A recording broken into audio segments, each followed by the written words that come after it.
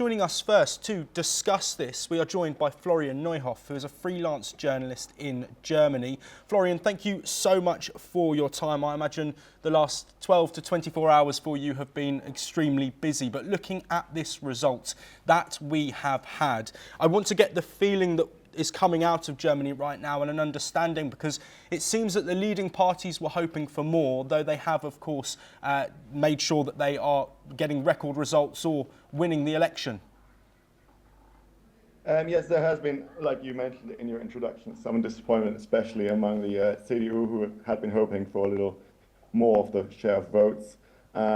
Also, though, there is, I believe, some relief that a coalition of the CDU and the SPD is now possible, given that two of the smaller parties failed to make it into parliament, meaning that those two parties can form a majority coalition, which makes it a lot easier to run effectively, govern effectively.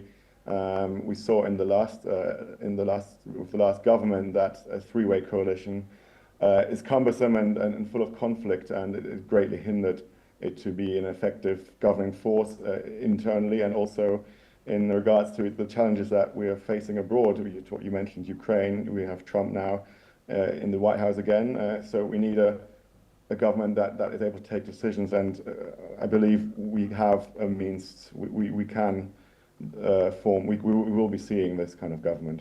Absolutely, and looking at one of the big winners of the night, of course, AfD. The other parties have ruled out a coalition, but do you think this is a blueprint potentially for future elections? The rise in popularity, the concern around migration, around citizenship is a conversation that we've spoken about on NewsX for a few months now, but also that growing feeling that more potentially needs to be done. What's your feeling on that? It very much remains to be seen whether this is the high watermark of the AfD. They have doubled their vote share, but we shouldn't forget that they still remain at only 20%, which is comparatively little if you look to countries like France, where the right wing is expected to gain a lot more in the coming elections. And if you look to America, where far-right extremists, hence the Republican Party, have gained over half of all votes. So I think we shouldn't forget that the strong performance by the AfD is predicated on a series of crises which have buffeted Germany. It's that we've come out of the corona pandemic, we've then slid straight into the Ukraine war, we've been in recession for 2 years. These sort of things cause a great deal of uncertainty with the electorate, which always generally tends to translate into extremism, an increased share of the vote from by extremists. So if the new government does a good job, manages to bring the economy back to decent levels, if the war in Ukraine ends and there will be some more stability in Europe, there is also a chance that this trend will abate and the AfD will not perform as well in upcoming elections. Florian, I also want to touch on the input that there's been from America. Of course, Elon Musk has held live talks with the AfD leader, also Donald Trump commenting on the election as well. Do you think that played a part, if any? And also, how do you think that future relationships between the US and Germany might be now that the AfD haven't won and it is going to be a more conservative government by the looks of it?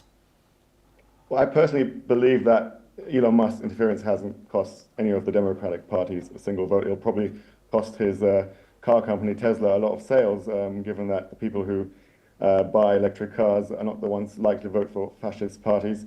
So I don't think that's had a great impact. I think he's vastly overestimated his influence in the German political sphere.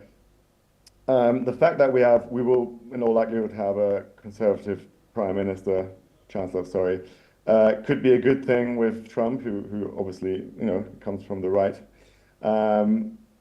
I do think that the positions that Trump holds are so antithetical to positions held in Europe and by Merz himself, that we will see significant conflict, and it will be a tough task to manage those relations going forward. Yes, also joining us to discuss the election. We're joined by Keith Vaz, who is the chairman of the Integration Foundation, joining us from London. Keith, thank you very much for being here. With your own political background and looking at this now away from Germany and looking at the wider ecosphere of Europe, not just EU countries, of course, the United Kingdom as well, do you think this is a result that will be favourable to them in terms of the joint goal and the joint challenges that they're facing, as mentioned already, America, also Ukraine and Russia and the ongoing war? Where do you think that the politicians like Keir Starmer and Emmanuel Macron will have been this morning waking up seeing the results? Good morning, Joshua. I think this is a really good result for the European Union and for the whole of Europe, and indeed for the world, because it could easily have gone the other way.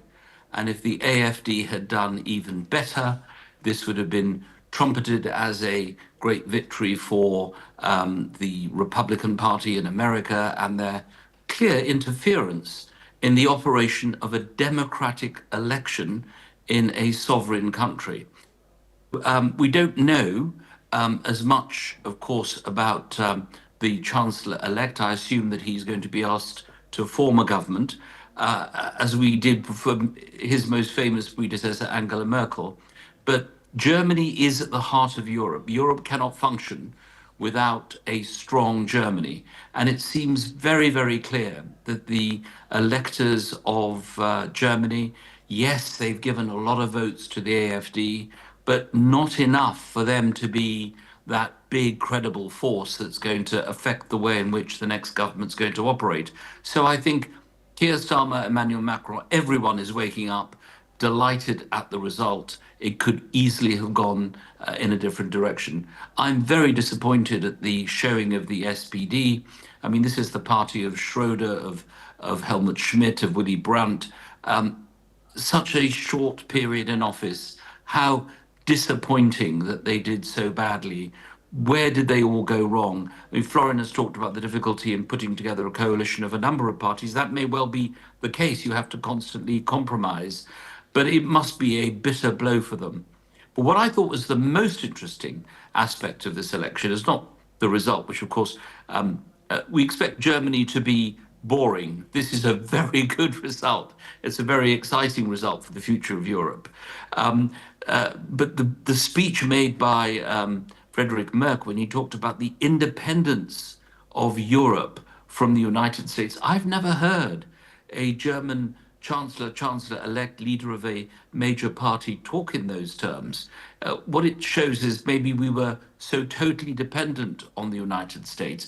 Here is the leader of Europe, so he will be, once he gets his feet under the table, as Macron starts his long goodbye of 2 years, he will lead Europe. There's no doubt about that.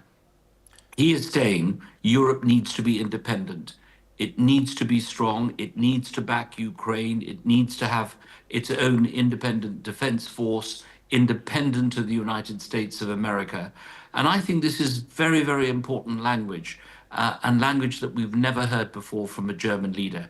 So let's hope that everyone can build on that. I think there'll be Keir Starmer, Macron, Merz, very similar politics, different parties, of course.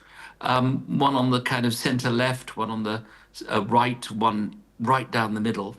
But I think they'll get on very well. If these are the three leaders who are going to take us through, along with Donald Tusk in Poland over the next few years, I think Europe is in very, very good hands. We could not have expected or wanted a better result than this. And to form a government, to be very clear, the AfD will not be part of the government.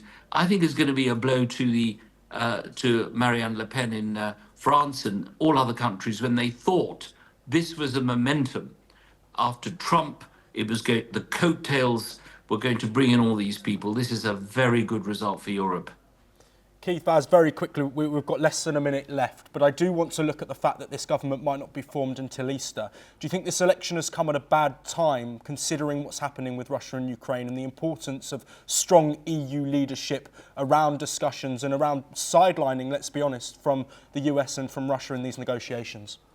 Well, what needs to happen is that Chancellor Scholz should make sure that the Chancellor-elect works with him on everything. There's a way of doing it. I've seen it myself at European Council meetings when there's an election and there's a bit of a lag between people coming in and leaving. He's got to bring him along. They've got to be seen to be a double act. And that's how Germany remains strong, Europe remains strong, and the message goes out to the United States and to the people of Ukraine. It's all about mood music. It's all about who you take to the dance.